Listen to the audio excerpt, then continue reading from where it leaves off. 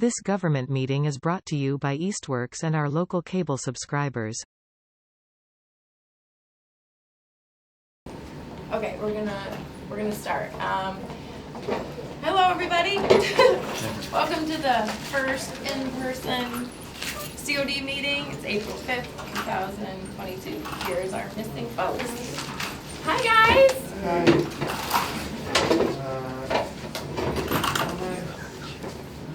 We do. We will change for next time. Hi, Bobby. They didn't have the room we wanted available. Alright. Why don't you sit at the table and Bob, you want to sit at the table? We were Bryce, you go down Here, the Bryce? Bobby, you can sit. How are Bobby, you? you can sit. right here. Yeah. Okay, wherever you want, Bobby. I can sit over here. Okay, so the only people that are missing is Jamie, and then Stan can't come today. Well, okay. Because of it being Yeah. so. Either one. Yeah, I was just planning on sitting. Okay, I guess. Whatever you guys I don't want want to to leave an do. empty seat. So as far as the minutes, Mary had sent me some things that need to be changed, so I'll chat with you about it. Okay, agenda minutes, anyone want them?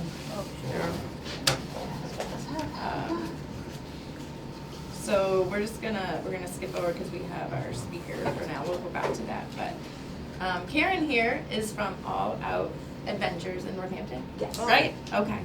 So take it away. Okay. Hi everyone, thanks for having me. So I'm Karen Foster, I'm the Executive Director of All Out Adventures, and I'm also, as a side note, a City Councilor in Northampton. So I'm really glad to be here and to have a chance to connect with you about what All Out Adventures does. Can I just take the pulse? Is anybody here familiar? I know a couple people are, but you guys familiar with All Out Adventures? You're familiar with it. Bobby, Great. have you heard of All Out Adventures? You want to comic book? All Out Adventures? Yeah. No. Okay, she's gonna Okay, talk it's about not it. a comic book, but that is a great idea. Yeah. Yeah, we're an organization that runs outdoor recreation programs with people who have disabilities and seniors and veterans. So we're getting ready to go hiking. So our programs are inclusive of people of all ages and all abilities. We do hiking programs and cycling, kayaking, stand-up paddleboarding, canoeing, and then in the winter we do snowshoeing, ice skating, and cross-country skiing. And so, I'm not interested. yeah, that's okay. We've Me all got our neither. thing. That's a lot of Yeah. So we can adapt everything. We have for each activity what are called the essential eligibility criteria. That's the basic things people need to be able to do in order to participate. And that's things like being able to withstand the temperatures, that are outdoors. The one thing for our water-based programs is people who have trach tubes. We're not able to accommodate that just because of the infection risk. But otherwise, people, we have specialized seating, we have outriggers that can prevent, or I can't say prevent, reduce the likelihood of a kayak, canoe, or paddleboard tipping over. For our bicycles, we have everything from three-wheeled low recumbent trikes to hand cycles, tandems, and bikes that are wheelchair tandems, including one that's a wheelchair transport bike. So people who are more comfortable in their custom chair, we can actually put the whole chair on the front of the bike if they're more comfortable not needing to transfer. We run about 180 programs a year. We're based in Northampton. It's year-round, 10, 11 months of the year of programming.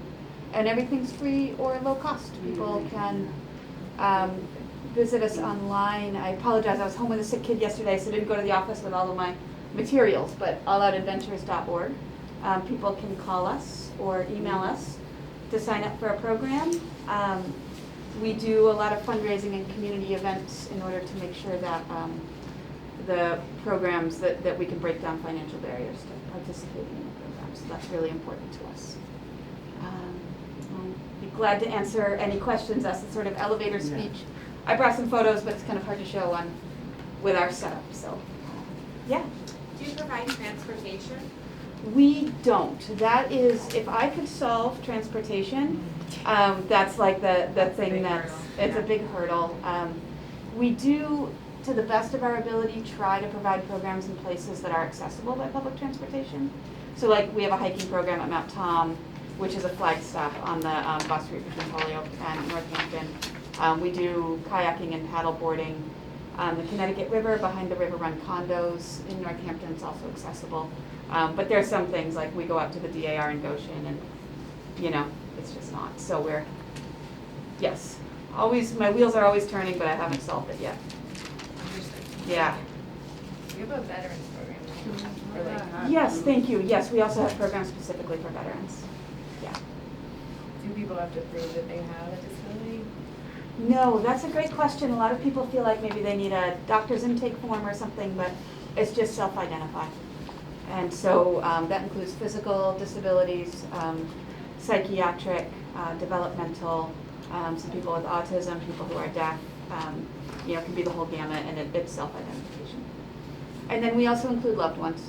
So siblings, parents, caregivers can come. And so about half of our participants have disabilities, and the remaining half are their family and friends, caregivers.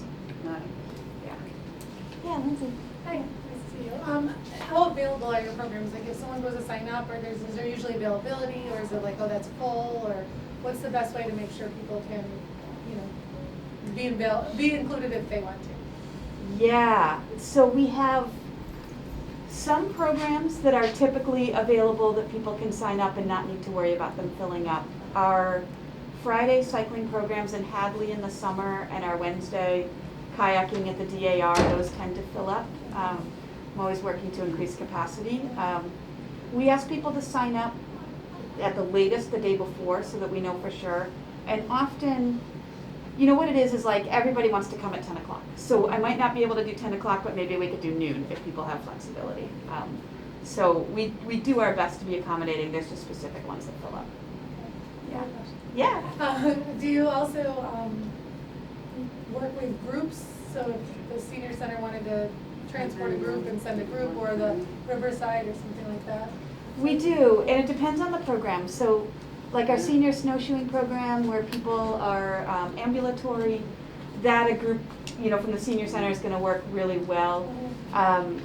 Like for kayaking or cycling, usually we can accommodate groups of about 4 individuals with disabilities and their caregivers. Once it gets bigger than that, there's a lot of overlap over the equipment we need, and transfers and that sort of thing can take a bit of time.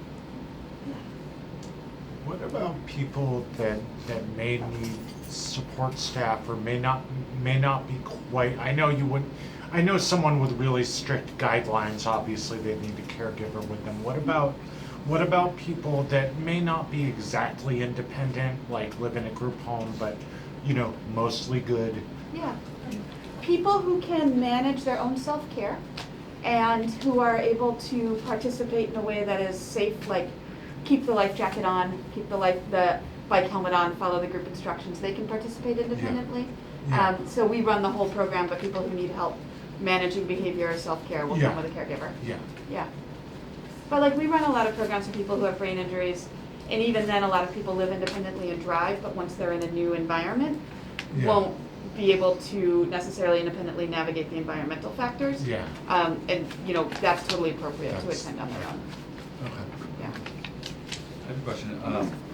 It sounds like you guys travel throughout the area, right? So you're not just in Northampton. We have an existing accessible trail on East Street. It's called Mutters Field. So I think Marty and Pascomic Conservation Trust really tried hard to put that together. And we're currently building out a second one, also on East Street. And it's going to have, an accessible parking area. And the unique part of it is that it'll traverse kind of gradually up a hill to a lookout over the Oxbow. So I'd be kind of curious to see if there's a way, once we open this new trail, to partner with you guys, or see if it's a place where you would want to be able to bring people. I don't know how you do scope out new areas, or do you have a set place where you bring people? Wow, that's gonna, I'll try to stay above the weeds on my answer to that question. The trails are fantastic. They're kind of a model for Northampton too, as we're looking. So the way we work is we have state and federal contracts that actually pay us to run programs. Okay. And then, they don't pay us the full amount, so we fundraise the difference. And then we partner very closely with DCR, with the state park system. So when we run programs in the state parks, we have access to equipment and permits and park staff support for all of our programs, because DCR is interested in seeing people who have disabilities visit state park properties. When we go to locations that are not DCR property or where we don't have a contract, then we need to find grant funding to pay for that, because we don't have other funding. And then it does slightly limit the equipment we're able to bring. We do have trails wheelchairs, and our staff can do quite a bit, but we wouldn't have access to the number of chairs and some of the extra equipment that the state parks have. Okay.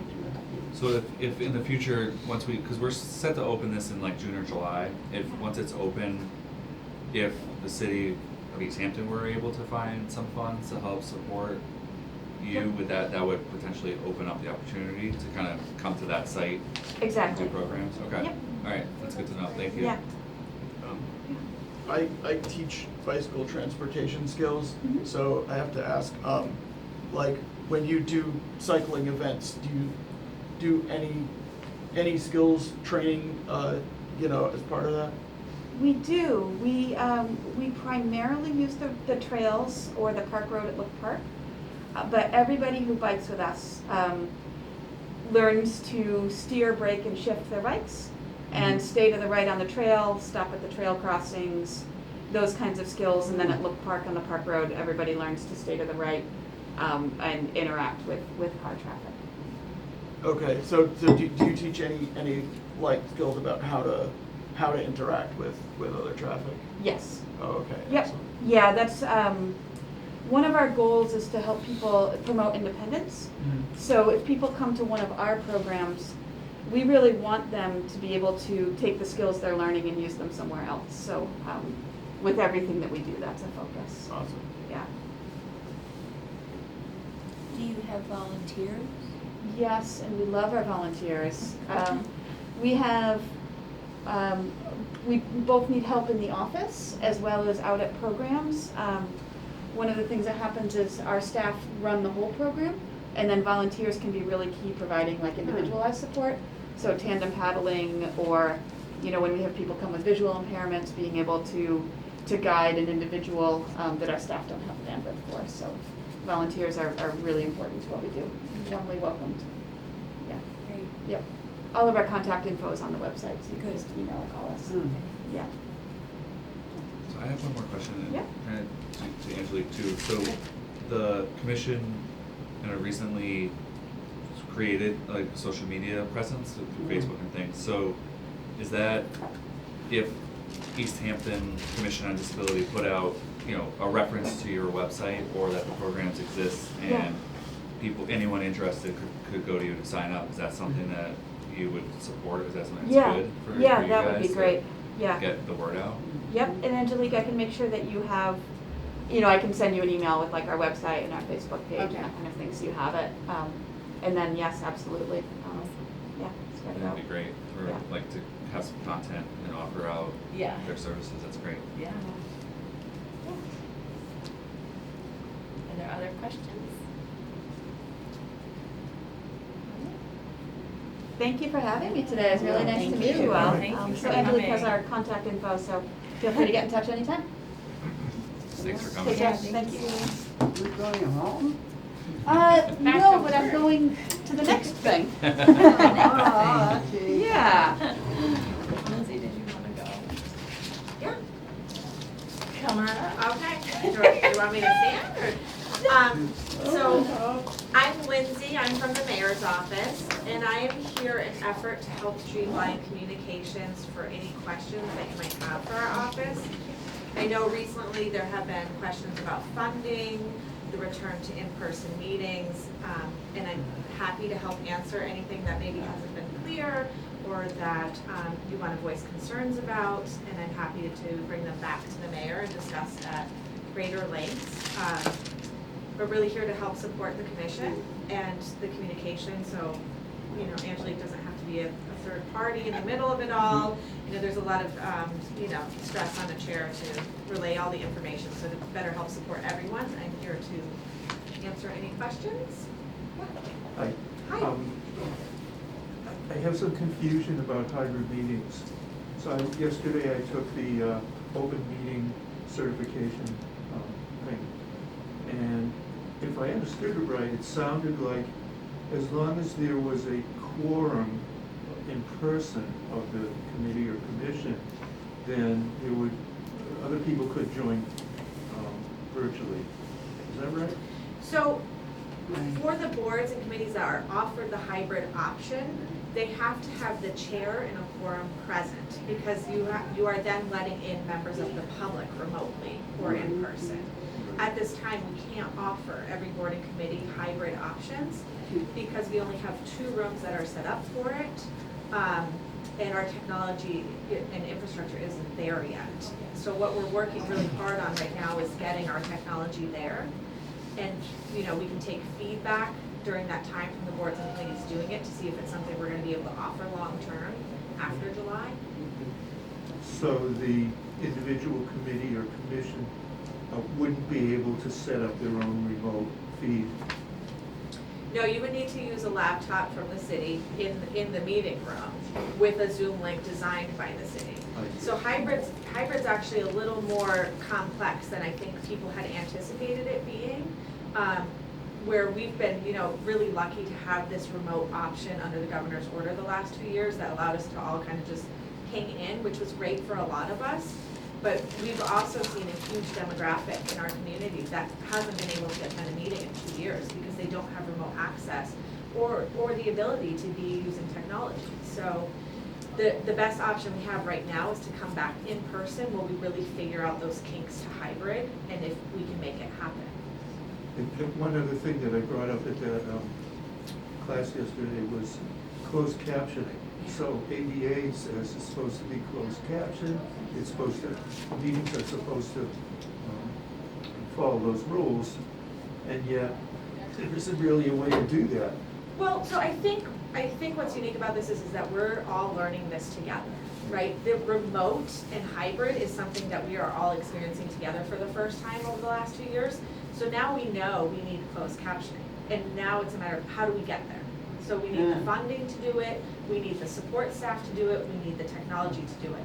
So we need to get there as a city, but it's gonna take us some time. Yeah, I think it's on the state Right, to really right. support the communities to do that. Well, yeah, but if we're gonna offer hybrid, we need to make those options available. It's just a matter of getting there. And I think with feedback from this commission specifically telling us we need to make this available, that's gonna help determine how we move forward too. Yeah. Because these are things we didn't know before, because this was never an option.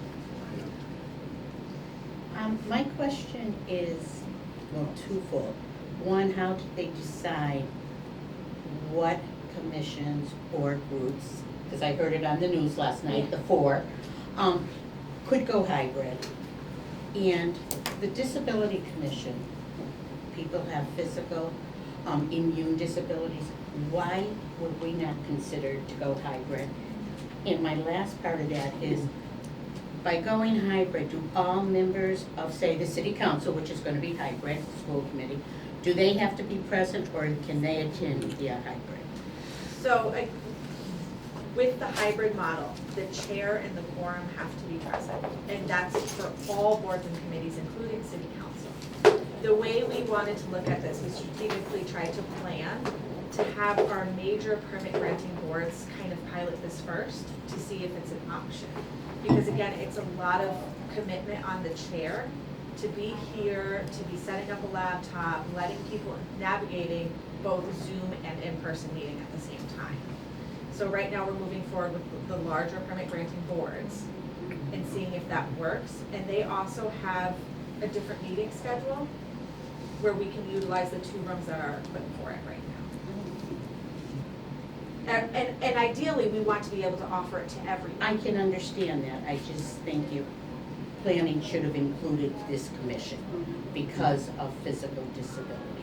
I'm a little disappointed in that, I have to admit. I can certainly bring that back to the mayor, and that's why I'm here. Because I know one of our members cannot attend, okay? And virtually, he's on the board, but because of physical limitations, he is either chosen or cannot attend. Not sure which, and none of my business either, okay? But we're saying, okay, we're having, and you can't come. So my question is, in July, if the state rolls back and we're no longer allowed to do hybrid or any type of remote meetings, and it's only in person as it has always been under open meeting law, how would that member want to move forward? Yeah, and that would then be their choice. Right. So I think we have to think along the lines of what has always been with the hope of what can be. And we need to see if it's an option for the city first. Yeah, but, I mean, it should be noted that there are people who, when, sorry. Oh my God. Okay, there are people who, when we started hybrid meetings, were finally able to attend city meetings where they weren't before. And now, right, and now they can't anymore. Well, we haven't done hybrid yet. Our first hybrid meeting will be this Wednesday. We've I only mean- done fully remote so Right, far. yeah, that's what I meant, oh God, So I'm sorry. It's okay, don't worry. Uh, Yeah, I meant remote meetings, it's not hybrid. Yeah, has the commission talked together to determine that this is a viable option for you all to do? To be setting up the equipment, to be handling all of the aspects of using hybrid?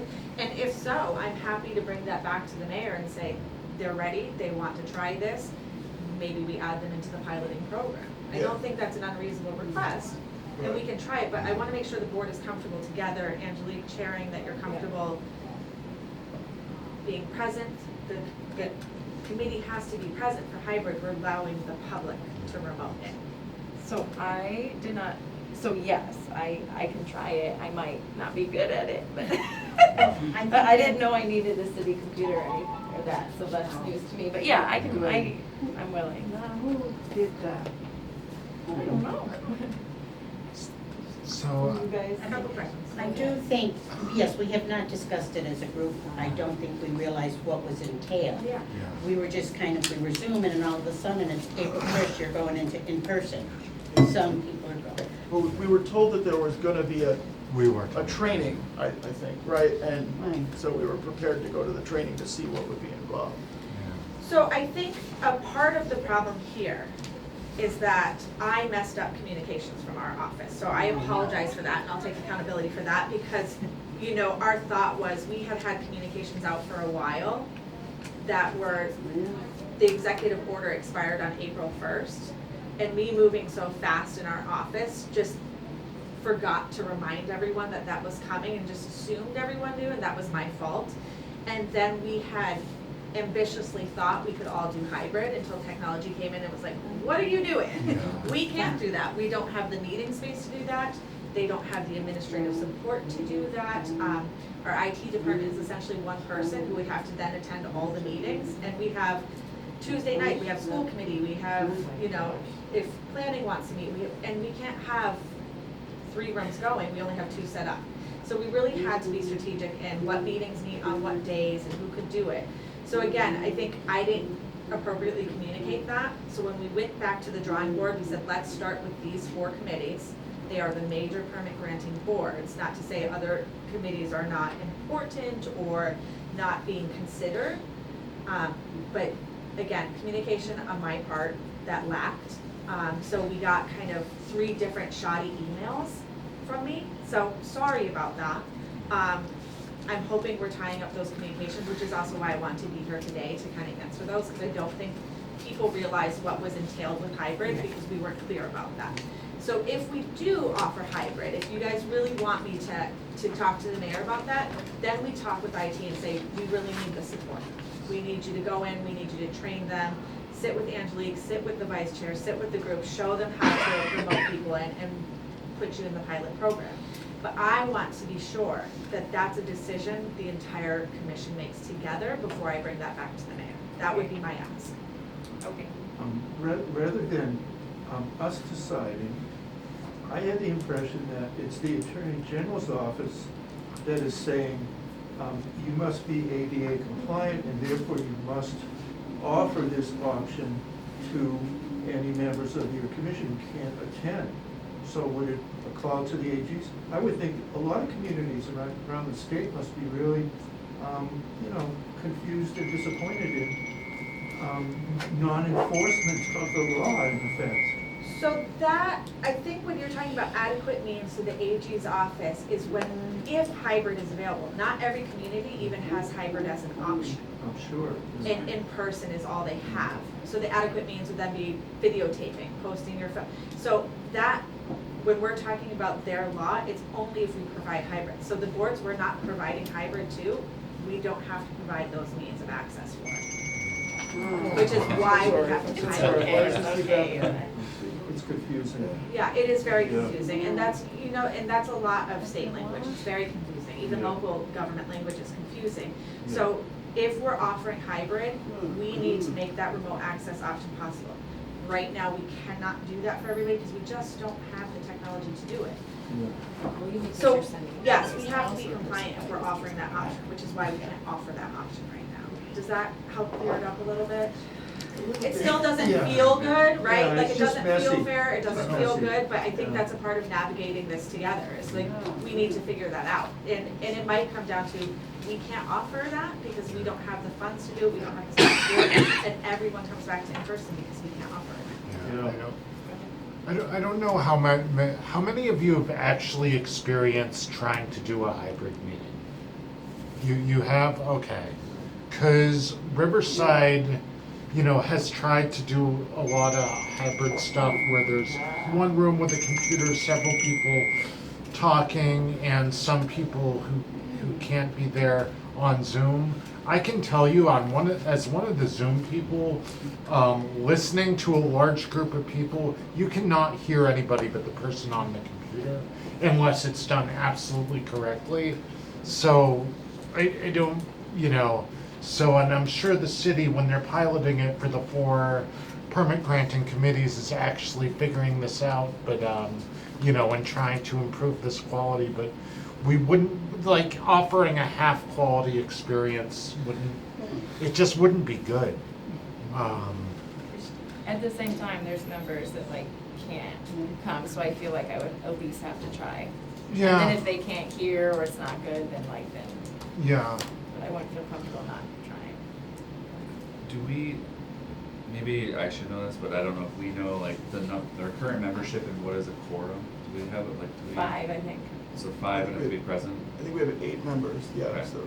So there's some logistics that, I think to Jeff's point, we have not worked it out yet in terms of some of the logistics, because there hasn't been a committee that actually done this yet. Right.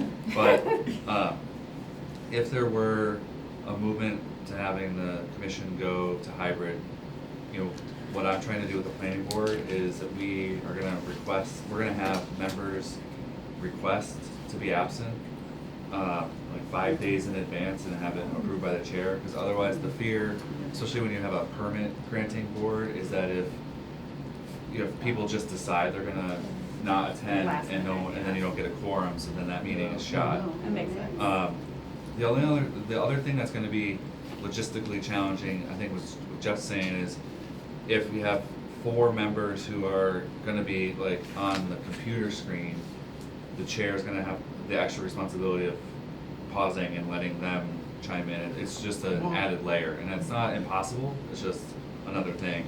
The sound quality, I think city council president has done, you guys have done a training, maybe, no? Someone? I came here last week Okay. with the IT and the Easthampton media for tomorrow's meeting. And we found a few challenging areas that we work and we think we resolve it. Our meeting tomorrow is gonna be at 6. Well, I'm gonna be here at 4:45 to be sure that everything's working. Because we found a few things that the feedback when people was talking, So we have to follow a lot of procedures before the meeting start to be sure that the hybrid is gonna work, right? One of the challenging part of having a member remote or hybrid is that all the votes have to be by roll call. Because for the records, you have to know who's voting, so you have to have that in mind. If you're gonna have a member, you're gonna participate into the computers, everybody has to go by roll call. Yes, that makes another And layer. I recommend if you're gonna use it, right, came here or a few weeks before Yeah. and try to run a Mock meeting. mock meeting and yes, to see if it's gonna work. I would also suggest maybe watching the next three Cities. unfold. Yes. Like see city council, Yes. like come hybrid, come in person, see what it looks like, see what it sounds like, see if that's, I mean, I would suggest, and it's just a suggestion, that you see how these few boards pilot it first and see if it's still feeling comfortable as an option. Okay. Because you'll see, Angelique, you'll see how you'll have to do roll call, how to set people up, and like Jeff said, it's not impossible, but it's new for every single person in this Right. building, even our technology department that's gonna Right. be having to hold their hands through it, so. And to add a little bit more of that is, me as a council president, I'm not gonna have the computer in front of me. I'm gonna let the vice president to do it, because you're gonna be in the meeting doing so many stuff. Right. And then looking who wanna talk from the public or from the members, Okay. that you need someone else to run that part. Okay. Because you know it's gonna be a lot for you. Okay. When is the next meeting? When? We're gonna have a meeting tomorrow. Tomorrow's the first hybrid pilot Yes. for city council. And Watch then- us work out the works. At what time? Yeah, that sounds fun. Another thing to be mindful of too, it does say in the state regulations, if you're doing a hybrid meeting and you're offering technology, if the technology fails, you're not responsible for that and the meeting can continue. Okay. And that's why you have to be in a forum. Right.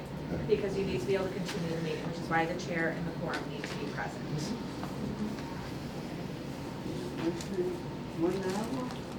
I have one more question, and I guess it should, it's not clear to me what happens after July. They So- cannot vote. Was that? There are no other people after July 15 and they're Right. at home. I'm pretty sure that's, So Because the hybrid At least we opportunity is adopt. until July. It's till July Unless it fifteenth. gets extended. We could potentially be doing all this for nothing. That's another thing to keep in mind. The governor could say after July fifteenth, it doesn't work. I mean, I don't know how the state makes these determinations, Okay. but this is really piloting for everybody. So, you know, after July fifteenth, we might just have to be in person no matter what. Yep. Okay. And that's the state, that's not the city. So the city's really working hard to try and pilot with people that can. See if it's an option, and if it continues, then we would start after July offering to more boards and committees if we have the technology. and with the technology too, we can keep providing hybrid. In my case, I'm not talking about the other committees, right? I'm talking about the council. We can provide hybrid just for the public to participate, but not to the members, because the members has to be there, Be there. right? For the public speak time, in my case, at 6 p.m. after we do everything we have to do public speak time, we gonna be allowed to the public to keep participating in public speak time, but the members have to be at the chamber because they have to be present.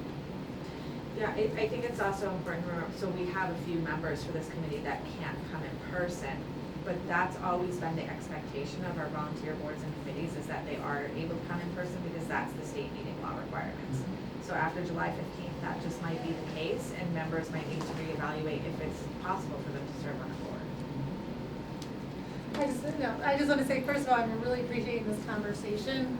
I'm an educational technologist, so I've worked in classrooms, working them into hybrid, and you know, it is a lot more difficult than it appears, and you brought up really good points, Jeff, about the quality. If you don't have good audio quality, it becomes a really frustrating and negative experience. So I'm really glad our city's piloting it. Not all communities are, but I also hope that the state does not go backwards, because I agree that more and more people have been able to access government, and even opens more opportunities to people participating in civic government if they, whether or not, for whatever reason, it's difficult to leave their homes.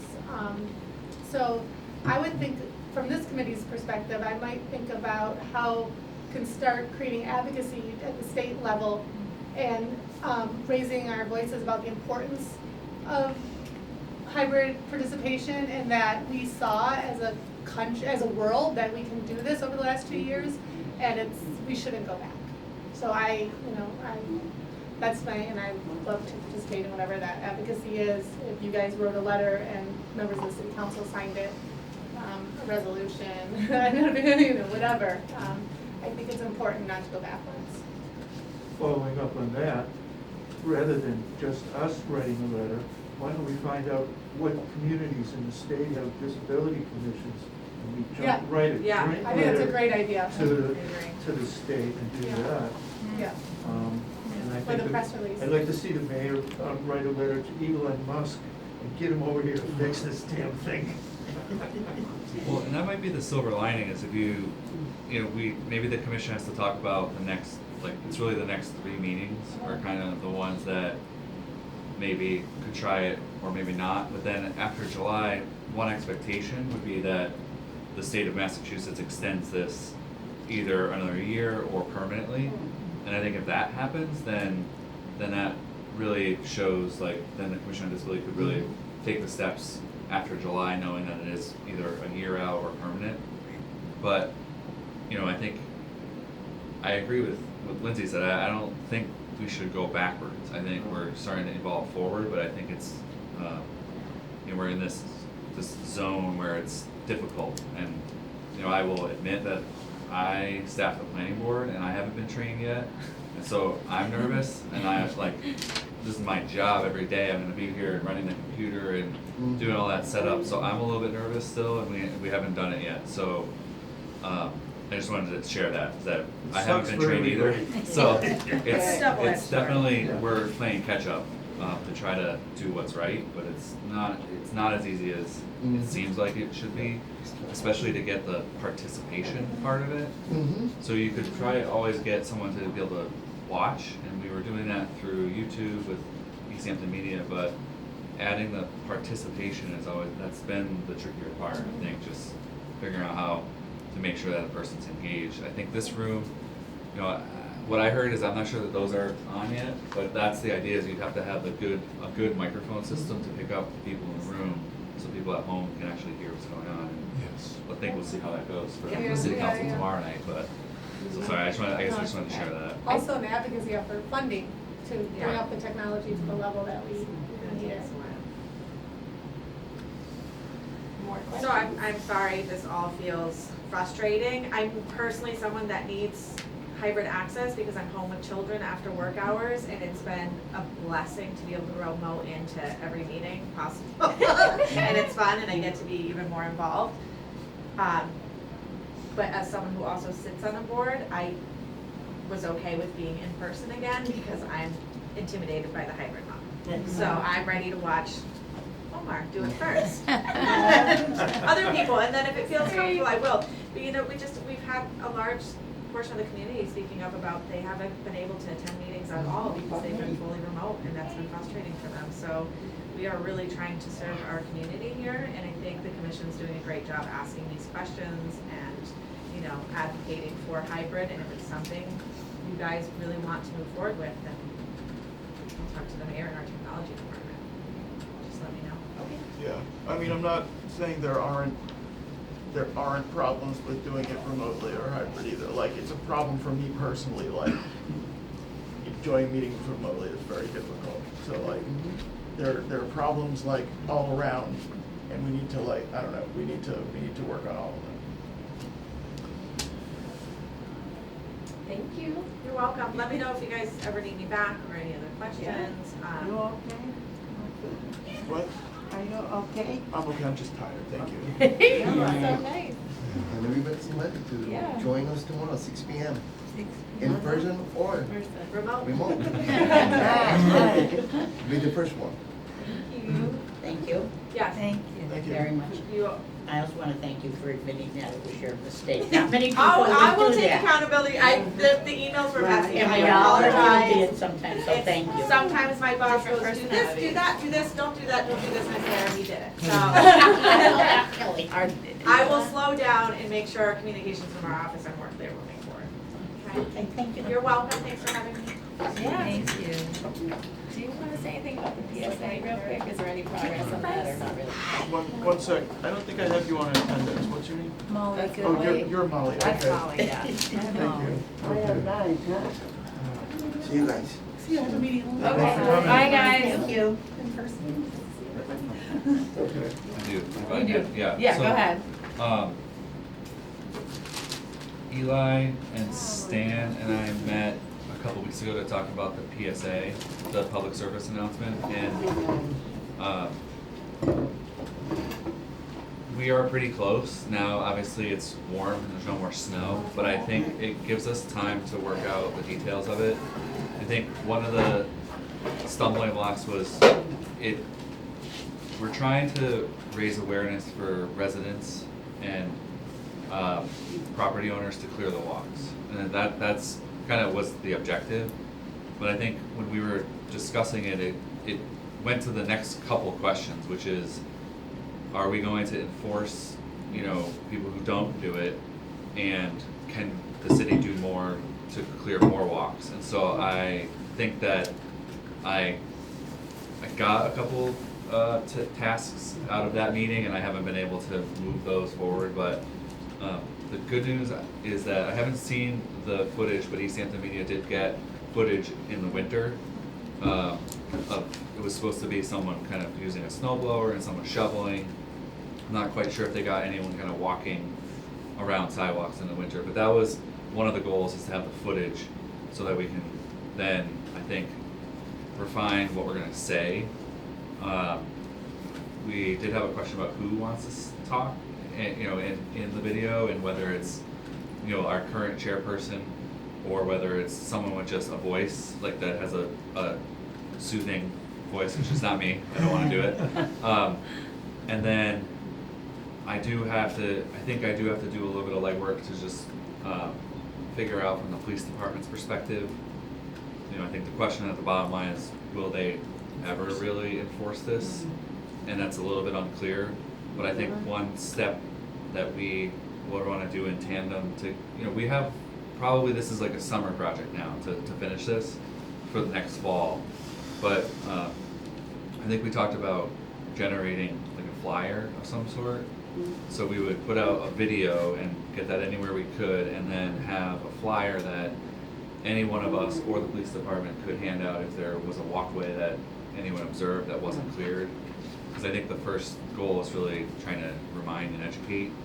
Because I think there is a real question about, that I think we need to get to, which is, will the city start to enforce with $50 fines? And I think my anecdote was that I'm not sure we ever have, but I think the police department would likely need to give a first warning, most likely a second warning, and then that's and that's 2 snow events, and then there's a third one. That's my expectation, but I haven't talked to them before they would go up and actually issue a ticket to someone who hasn't cleared the walk. So in doing the service announcement, those kinds of things came up, and then the other one was kind of working on a list for sidewalks for DPW to potentially add to their list. And so I guess I'm willing to do this. It's just going to take me more time with everything that I kind of juggle every day, and I am committed to doing that. But then I think so we'll get there. Yeah. It's just taking longer than I even thought. So It sounds like something that would be more appropriate for not necessarily police officers, but some kind of auxiliary or someone, so we're not taking away from their valuable time.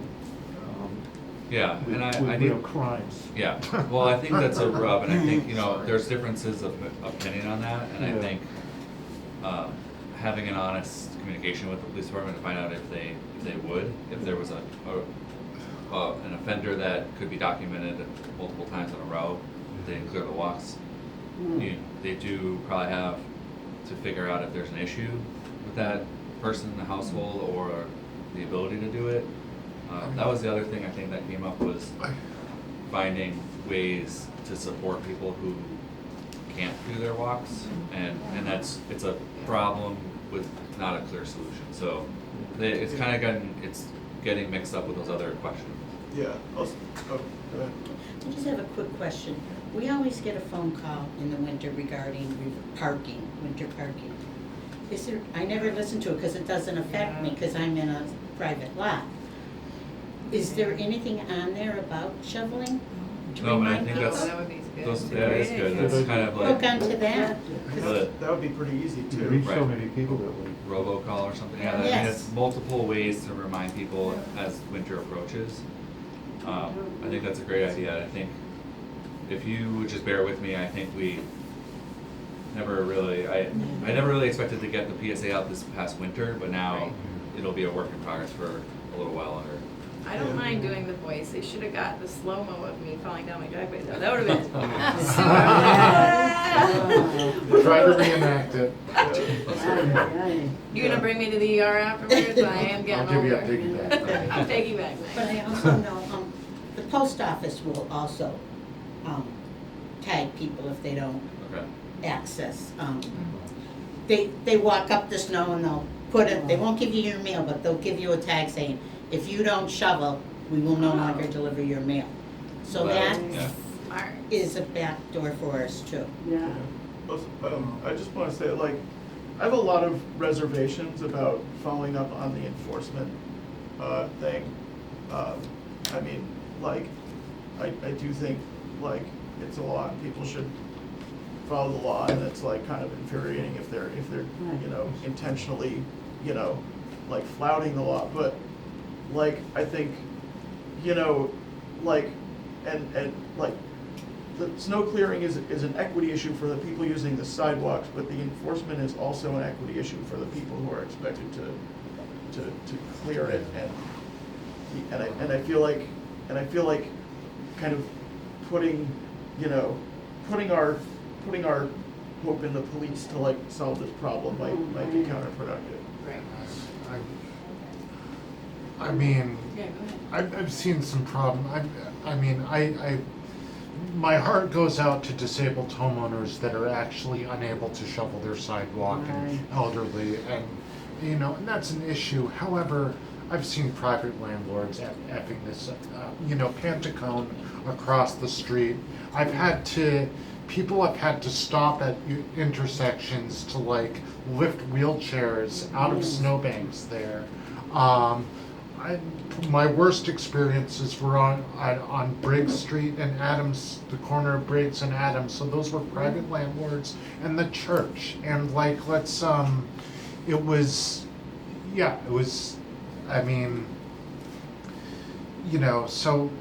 Easthampton is getting bought up by investors. Let's not pretend we're dealing with mom and pops.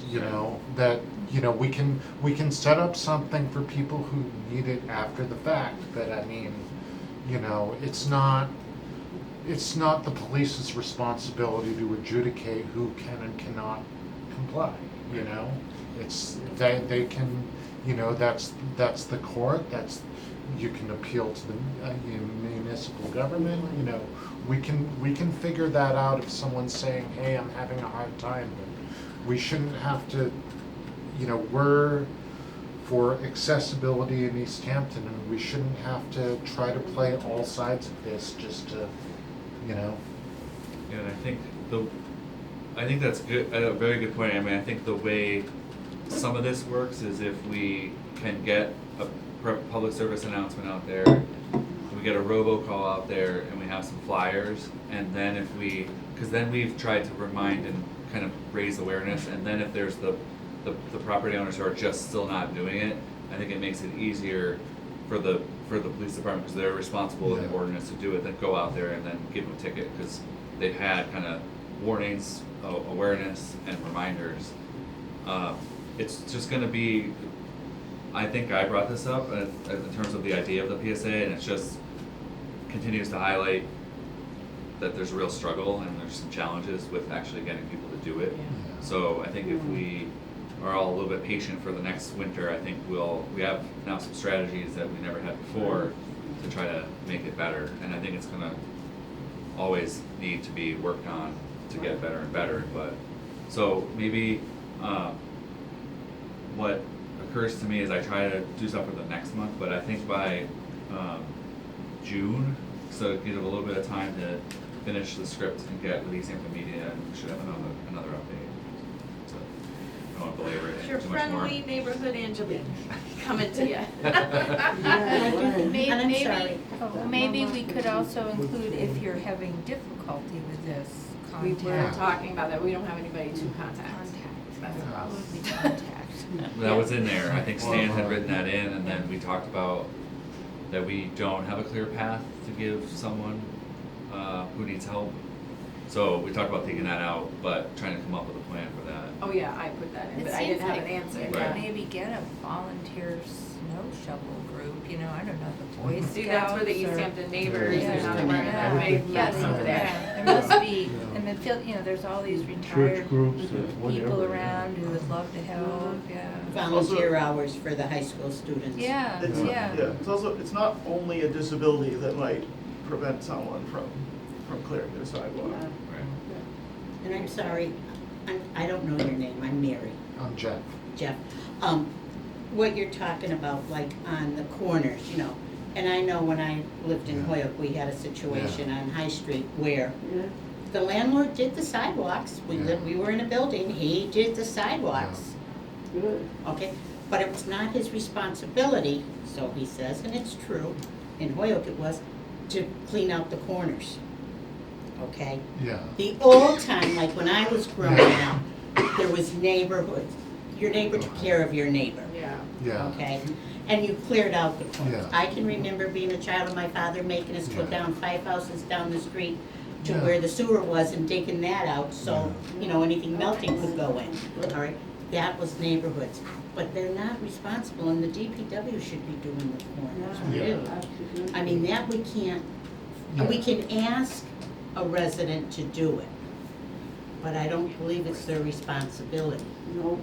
I think it is, Is? but Okay, I I could think be it's wrong. it's all part of that same discussion about Okay. like whether and how to get the DPW to do more. It's Right. tricky, but maybe that's something we can work into. If you're the, creating a snowbank where the sidewalk meets the Right. road, Yeah. that should be There's- yeah. DPW's problem.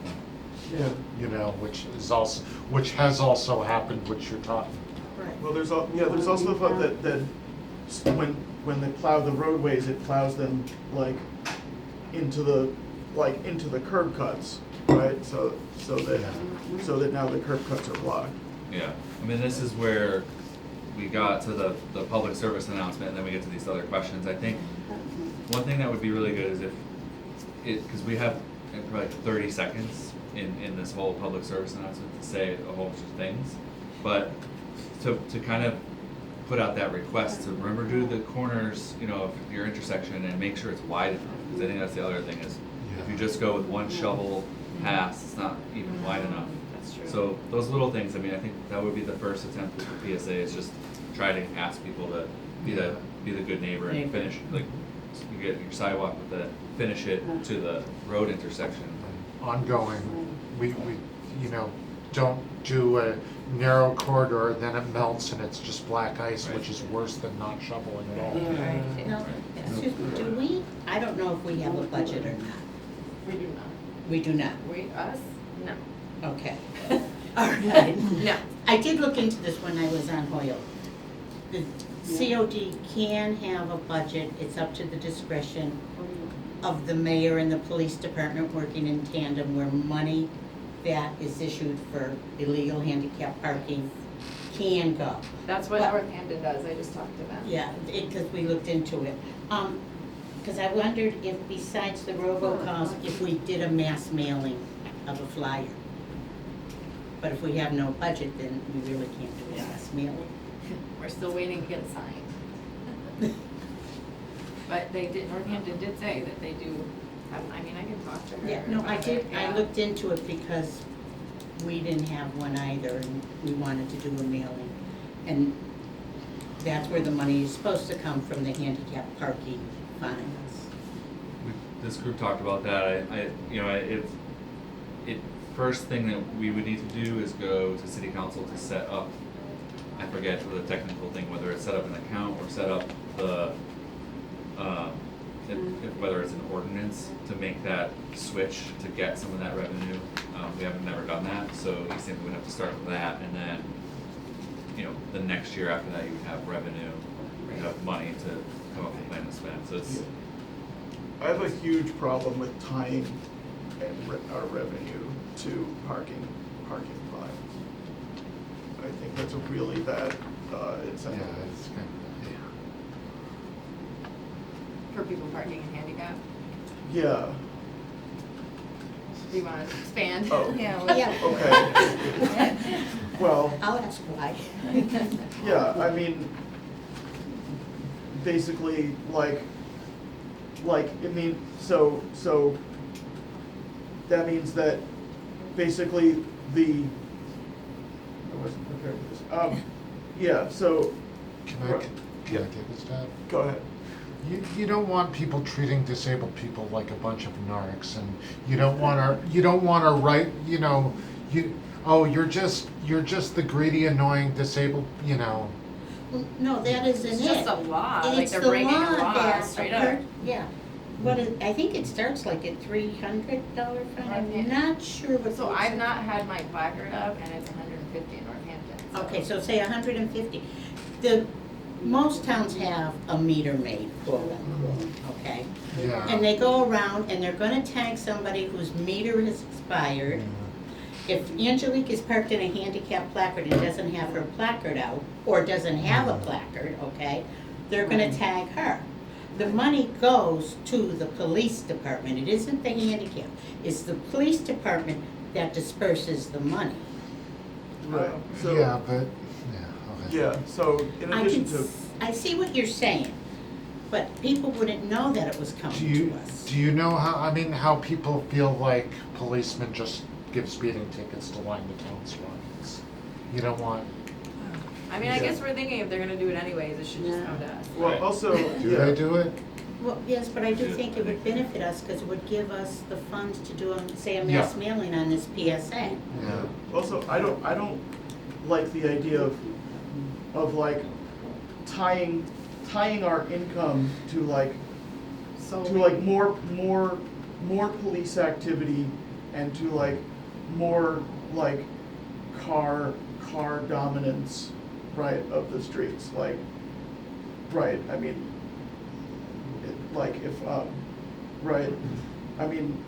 so if someone wanted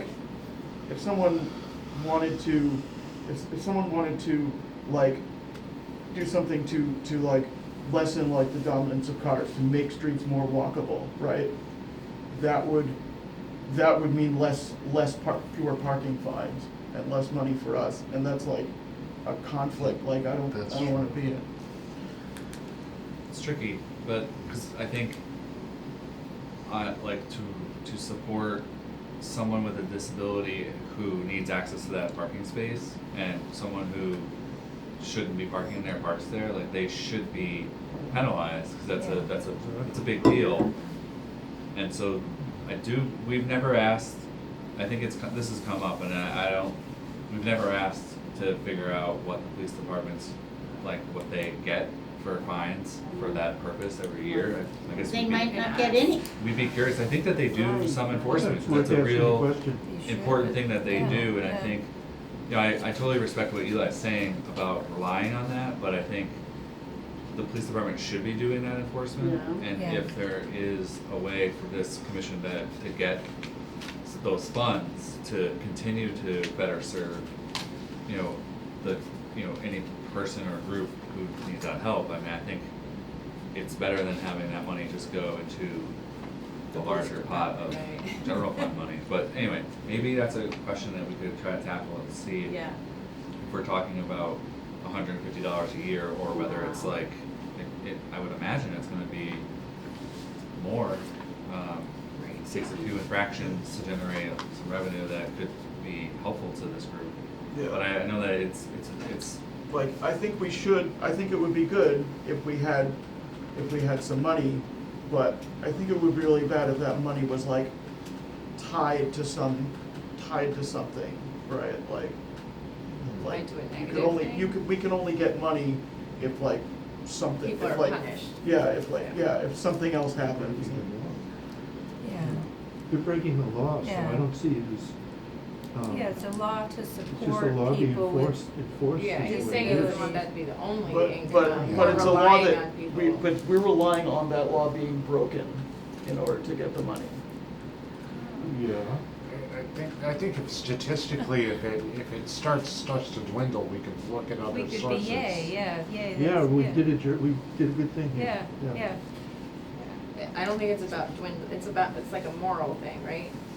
Yeah, it's, A little bit. it's about incentives, right? Like, I think it would be a bad incentive to have our income tied to something that we don't want to happen. It's an Okay. interesting mindset. It is 11 o'clock, and we have one more, so I don't know if you guys have to go, or if we can go over the survey subcommittee. I can see on the survey. Are you, I can are stay you for guys a bit. I okay? had a quick You have to question go. for Jeff Stay on. that came Yeah. out of that last meeting. So one thing we discussed was getting audio signals at crosswalks that have lights. What's involved in doing that? Is there funding available for that? How difficult is it to do? Yeah, Angelique had asked that question, and it's hard sometimes for me to answer these questions because I don't like giving bad news or saying no, but Give it to us. I didn't do any detailed research, but just going back over the past few projects that I've seen kind of happen, whether it's the planning department or DPW doing, what we've been doing a lot of is the rapid flashing lights so a pedestrian hits the button and it flashes to make cars aware someone's in the crosswalk. That's sort of the standard now for a busier crosswalk, but those do not have the audio component to it. And so we've installed a bunch of those with city funds and with Mass DOT money, and then we've had a couple Mass DOT projects that they're not being incorporated into Mass DOT projects. So my fear is that they're either so expensive that they're not being incorporated, or that they're not required, and that it may be difficult to get them installed. I don't know. So for example, Union Street, the project is out to bid, so that contractors are looking at everything, and I don't think that the audio crosswalks were included in that. So I just don't know exactly how to maneuver this, because I don't think Mass DOT requires it at any of their crosswalks, and I think it'll make it harder for us to find funding to upgrade, unless there's a couple key crosswalks that we would choose. I just expect the cost to be high. But maybe somebody contact Northampton, because they have some audio signals at some of their And crosswalks. and Springfield does see how they too with do Main it. and State. What do they Yeah. do?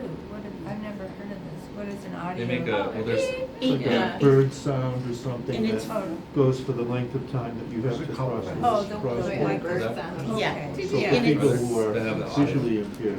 Visual. Isn't there Yeah. one down at, at Maine and I think that's what he's Union saying. and Cottage The and, one. is that an audio? I don't think so. No?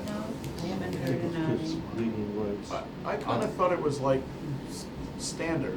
I'll do some more research, and maybe I'm wrong. I'm happy to be wrong, but like Northampton, the only one that I'm aware of is the one on Pleasant Street. Pleasant in Maine. Right, and that one's been there for a Yeah. while. The But, cuckoo. you know, I don't know. Springfield's been there, I have to tell, it's been there at least 10 years, it's Okay. State and Maine. I'm just, I'll do some more research. It's not clear to me that it's not a standard that Mass DOT is trying to get, and I'm not saying that they're, the only, but they set criteria like that, and if they're not requiring it, then I don't know if I don't know the reasoning behind that, so You I'll don't do know if some you more can even research. get it. I don't even Right. know if we can get it Yeah. or at what Funding cost. for it or any of Right. that, yes. So I'll But continue it's- to, I'll ask the DPW. It does sound like an ADA compliant Yeah, kind of that's thing, what I'm though. thinking, a reasonable accommodation. He was saying that like, you thought that the lights sort of took the place of that. That's what it seems Possibly. like, but that's, I'm not an engineer, so I don't know for sure, but. You're not. What do you mean that the lights take the place? How disappointed. I know, that seems silly to us, but, Yeah. yeah. All right, he'll look Because into the I'll it. whole ask point is that around. like, So- Next when, meeting. if you're, is that if you're blind, right, you can't see the walk signal. So, the light walk signal, right, so that so there's a sound that goes with it. Yes, well, we'll look into it. I appreciate it, I'm worried that it's not being incorporated into even the state's highway or crossings projects, so it's just not clear to me why. Which is So- surprising. Right. Yeah, because I thought it was standard. And I'll check, I have a belief I'll ask about whether it's standard, and maybe I'm missing something, maybe it is in the Union Street project, but it hasn't really come up. I think, you know, my interpretation of what my understanding is that there's the detectable strips, so that's the things on the ground, they're the small little buttons. That's the detectable warning pad for someone who has visual impairment, so that if they're using the aid, that's the thing that they feel to That tells you warn them. where the curb cut is, I but it agree, doesn't tell you yeah. when Yeah. the walk When signal to is. go. Right. It makes sense. I understand the question. So I'll do some more digging for the next meeting. Thanks. And what was the other thing about the, Eastworks, right? We can't do anything with Eastworks, right? People are saying, there was like Stan wrote to me about a couple of things at Eastworks, but we don't have any power over something like that, right? I got a question. The public, so that's, I think in the past, the commission has written letters to private property owners to try to raise awareness, but I think the authority to change something Yeah. is not there. But I don't recall seeing that. There was, I don't know if you want to talk about a specific issue, but I think, No, I didn't send that one to you. Okay. That was newer, because I answered it, I said I think we can't do anything, plus in the survey, they don't even say what in Eastworks is not Oh, right. accessible Yeah, the other specifically, like they didn't say what, but go ahead. Now, I have a question. I had someone ask me about Main Street, the businesses on Main Street. And I specifically looked, the florist is accessible, Calico is accessible, and the others are not. Now, I know one of them did some interior work. Is there, like, if they do some remodeling, is there a dollar figure that if you do this remodeling inside, you have to make it accessible on the outside? there is, but I don't know it off the top of my head. It's substantial. It's 25%, isn't it? Or it's Yeah. 25% above a certain amount or something Yeah, like it's it's something along those lines, a percentage of the total assessed value of the whole property. Okay, so, So, that's where I think it gets difficult. We did look at it for, property on Adams Street that is being renovated now. And so they took the assessed value of the whole property, and then it's either 25 or 30% of Yeah, that. something like that. If they exceed that, then it's not necessarily everything, but there's a stages of requirements to bring it up to certain accessibility requirements. because I know this one isn't, there's two stairs and there's no Right. railings for someone who is disabled to grab onto to help them. So it comes down to making people do things instead of just them being nice and doing it. Right. Some people, will like, I think Park Hill Orchard is a great one of they stepped up and did extra. They did things on their own. It's a large number. It's a big cost that you have to hit to make a requirement. Oh, I happen. understand that, And I think because- people avoid it, to be perfectly honest. I think if you're a building owner, that's something that you need to be very mindful if you're going to create that need to upgrade, 'cause that's just, usually it's additional cost that they have to factor in, but. I think on an individual level, if an individual could not access the business because they could not get up the stairs and I can't get up here, it's on the owner to provide some form of Yeah. access, and it might compel them to build their own railing, but I don't think it's in violation of any ADA building code. However, the ADA does require some form of accessibility. Meaning they can call and ask for the food to be brought out. They So can that call and works. ask for the Like, food to be and brought that out, they covers can it. ask to go in a back door, Sneaky. and it's on the owner to figure out how can this person access the services involved. But in terms of a building code issue, I think it's the ADA, you know, the percentages of, you know, Yeah. what cost and. I think And that I they wanna understand what provide you're a saying. similar service to what someone who's Yeah. able-bodied or, you know. Yeah, I think they have to approximate some form of similar service, but I think there's within a reasonable cost, and I think a reasonable cost is calculated by the formula you're saying. Yeah. But, and going back to what Jeff said, that country club you said, or that went above and beyond? Oh, the no, Park Hill Park- Orchard, the yeah, apple yeah, yeah. place. Yep. Okay. Yep. That brings them positive feedback, and people are going, you mentioned it here, I didn't know that. So that means I'm gonna go visit that place. It increases their business through goodwill. Yeah.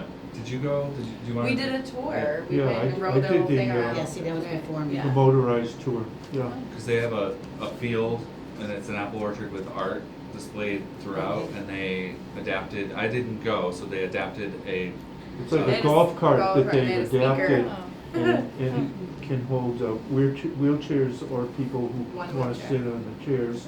And then Yeah, they we- drive you around to the various sculptures throughout the orchard. It's a, you know, good sized walk. But that's all goodwill on them, and that brings them more business. Yeah. That's, Oh, you yeah, know, well, they're thinking good people. business Yeah. wise. We're meeting with them tomorrow on something else. Can you quickly say about there's a meeting coming up for the, is it skate park?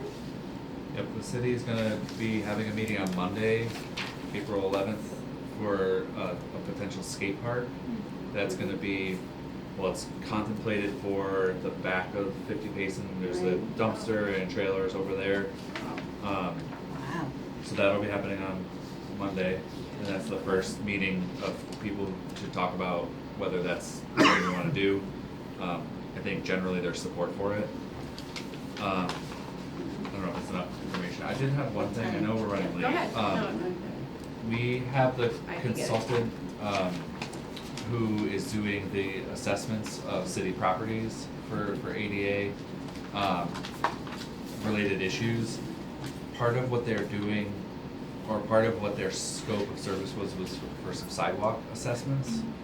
And Jamie and I went through, I'm not gonna go over every line on this paper, but, we tried to map out projects that were sort of recently finished in terms of construction. We also tried to map out projects that we think are coming forward with some type of funding or design. And it leaves a few streets that we don't really have, like a plan for funding. And I think those are the streets that we probably want this group to focus on.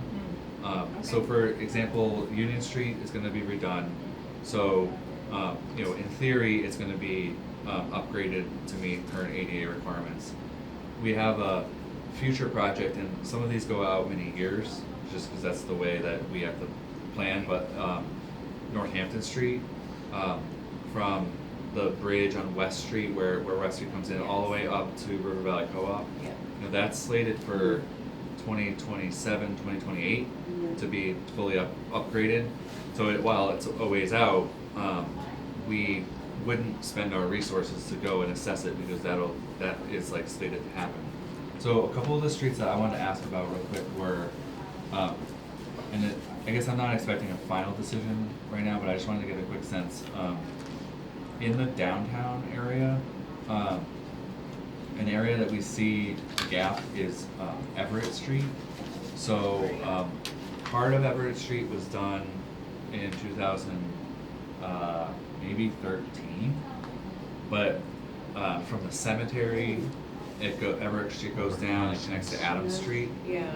and that's kind of a connection to the downtown.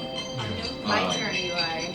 The other area is Liberty Street, which is kind of that same intersection. If you wanted to get from Everett Street to Union Street, you take Liberty and it goes down the hill and then back up behind Riverside, and those Liberty sidewalks is- are very poor condition.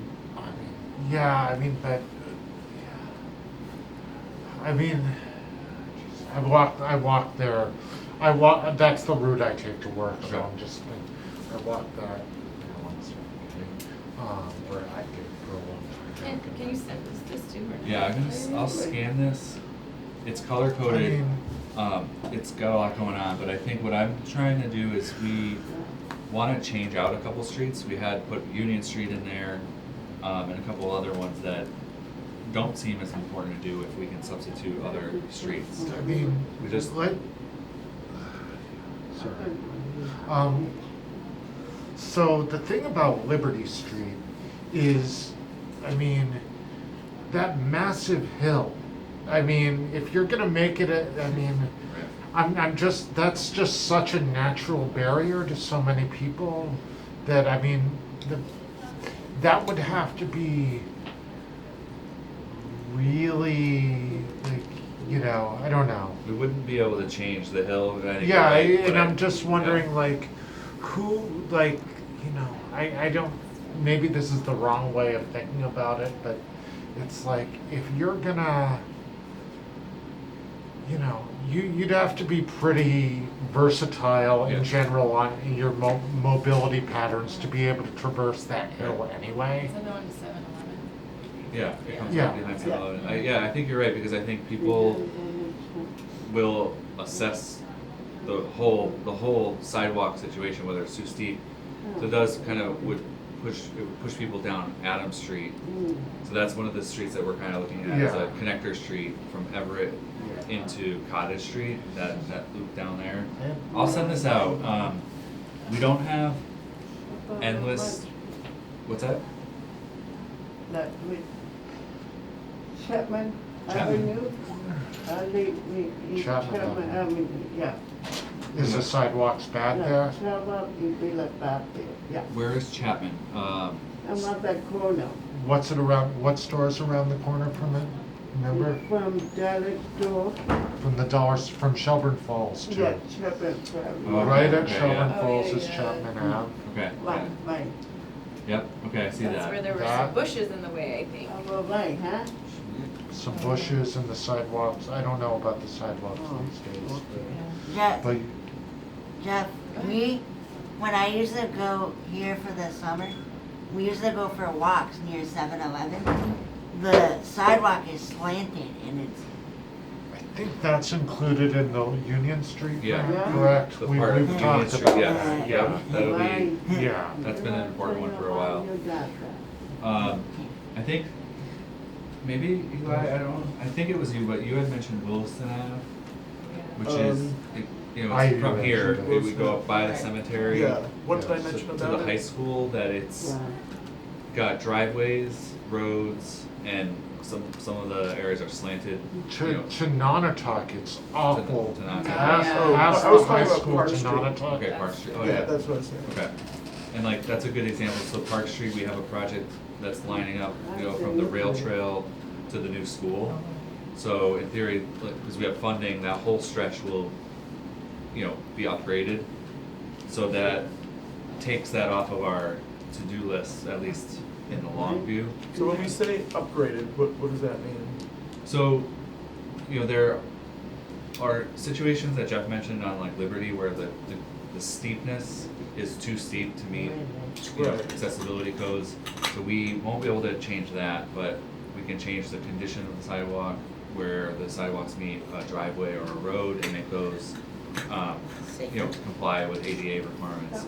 So in theory, it's early on in that process, but for Park Street, that entire stretch should be made ADA compliant, which includes the grades.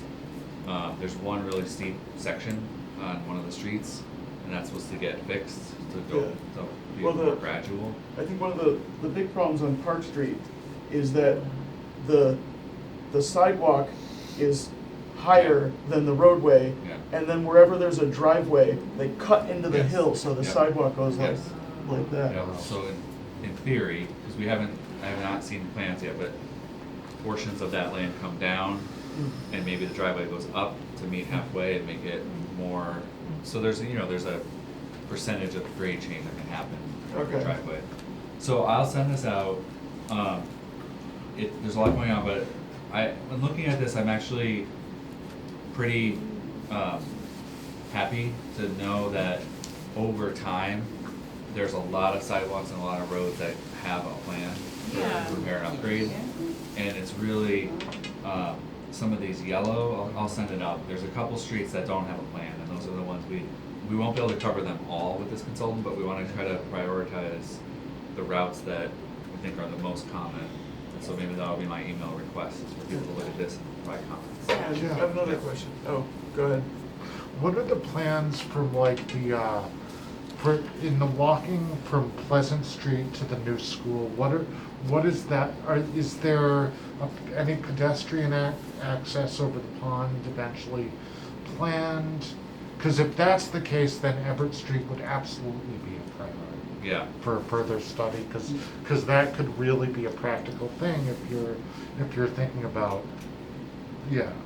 The goal would be, so Everett Street side is the neighborhood that's got Davis, Briggs, Church Street. It's got this whole area and New City. If there was a way to get a pedestrian bridge over Lower Mill Pond, you would get people to the rail trail, and then from the rail trail, that's what we're building now, is from the rail trail to the new school. That would be very convenient. It's a huge project that, if nothing here goes really past 7 or 8 years, but if you took like a 10-year view, that is possible. It's come up in a lot of our long-term planning projects to get some kind of, at least one of the pedestrian bridges back. Yeah. But it's not the first thing that we would be able to do. Just it'd be so costly, but it is on the list. I mean, it's an ambitious project, but so was the rail trail to begin with, and then the rail trail connection to Northampton, and then the bridge over Route 10. So, things can happen over time. Yeah, I mean, I think Everett Street past the cemetery, I mean, people could use that even just from New City, walking to the breweries and stuff like that. That's still a very useful pedestrian route, or up Emerald or something. But the Parsons Street area is being looked at now with the grant that we have. So they're doing the assessment of all those streets, because it's an old mill housing neighborhood. The streets are really tight, but there's a lot of ADA issues, and so what they're doing is they're doing survey work, they're understanding where the problems are, and then we're coming up with a plan for funding improvements over time with that funding source here. And so we have areas like that. So Everett would be very practical as an offshoot of that Yeah. if there were funding available. Yes. Would Yes, East I use Street that. ever have sidewalk? That's a good question. So East Street, and there's a couple really long streets in the Plains, Plain Street and Strong Street, have they've been on plans for a long time that they need sidewalks, but my assessment of funding sources right now is that they don't want to just build new sidewalks, and it's challenging to build sidewalks where there are none today, because neighbors kind of freak out a little bit. But like the Park Street connection is safe routes to schools, and the goal is 10 feet to kind of create a 10-foot wide multi-use path. So that's what I have found is right now, the funding sources don't want to fund just a regular sidewalk. They want to be able to provide access to multiple forms of transportation, so walkers, bikers, and then people with mobility issues get covered by those efforts. But so East Street, there's no funding sources currently that would build a sidewalk. It comes up all the time. So And so does Plain Street. Strange fact, East Street has a sidewalk that only goes under the highway, and it's only like, I don't know, 50 feet long, and the city actually clears the snow off of it as if it's like a useful sidewalk. No way. Yeah. Let's redirect those Yeah. efforts. I'm sorry, I got to laugh at that. That's a good observation. You hadn't pointed that specifically out. Even though like it's a sidewalk that like doesn't actually go anywhere, right? At the end of East Street. Yeah, like just there. Under that's 91. true. just going under 91, just that 50 feet. Yeah. Oh, yeah, I think people have said that. Down to they Route could 5. cross over. No, to it doesn't the- go to Route 5. Trail. It The just sidewalk goes- doesn't, Yeah. but that No, way. right, it just goes So then in under that the sense, it Latina is. bridges. Oh, too much. Does have to go. They rely on the homeowners to clear the rest of You it. never know. It starts at Route 5 and goes, several hundred feet up East Street, but then it just dead ends. Alright, so I'll send this, and I'll ask for any thoughts or input on any streets that we can try to consider. I can't guarantee that we'll get them all, but we wanna get a couple of the ones that are sort of the most likely to be used by a larger number of people. Hey Jeff, I've been watching the construction of those condos. Yeah. On Ferry Street, they're coming along. Okay, so we have to make a motion to approve the minute, we can't approve the minutes if we have to fix them, right? Unless, are the changes, Or minimal. I think, do you wanna say what The one was Stan's name was misspelled, and the other one is, on our Zoom, it's under Mary and David, and you have David as a member, and he's not a member. That's Oh, yeah. David. What? I'm David, That's I'm Mary and David. David, that's my name. Oh, So- I see. I thought David was a member because you always put on Zoom Mary and David. Yeah, that's how Yeah, he has but- our Zoom set up. Oh, But the, okay. that's So- David. Okay, so. You should see when he uses my Facebook page, So there's that, and because then he doesn't, there's that was So- it. something was spelled wrong, I don't. Stan's name was spelled Yeah, wrong. okay. So then we can approve them? Is Yeah. David is now. I will make a motion to approve the minutes with those changes. Okay. Seconded. Everybody okay with that? All in Aye. favor? All right. Aye. Woo-hoo. Okay, so the next meeting is May 2nd,